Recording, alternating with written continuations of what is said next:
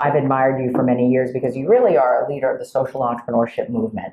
And I've been an acolyte of the movement for a long time because I really do believe in the core principle that at its heart, social entrepreneurship is about this blurring of sectoral boundaries, right? It is, yeah. And it's how does the state, civil society, and the market come together to create new and shared value. Right. And that's also about sort of getting beyond your bubble. Totally. Talk a little bit about the state of play with the field, what you want the field to learn from this book.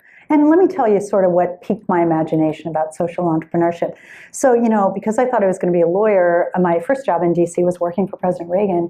I thought the way to really have impact was in the public sector as a lawyer, okay? But I quickly found myself, because of a failure, in the technology field, the very, very early technology field of 1983, pre-internet. But there were these businesses that were called online services, and they predated the internet a little bit. And I worked on those, and I went to a startup, and then I was recruited to GE to build one for them. But then this other startup called, and that was going to become AOL. And I made the jump.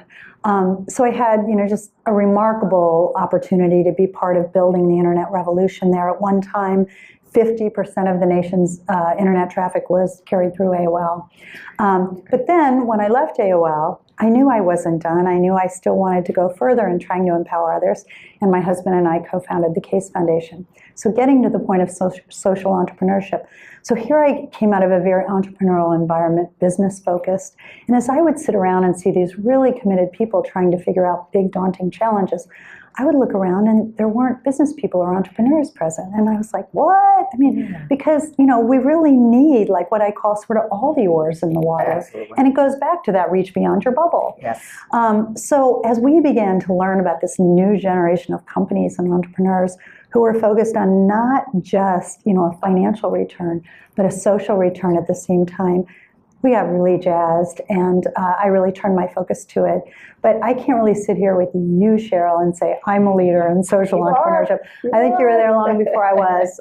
But in any event, it really was that blend of experiences that helped me see what was missing, and really more importantly, what could be blended together to do something really extraordinary. So I'm a big believer in the power of social entrepreneurship and this new generation of companies focused on social issues.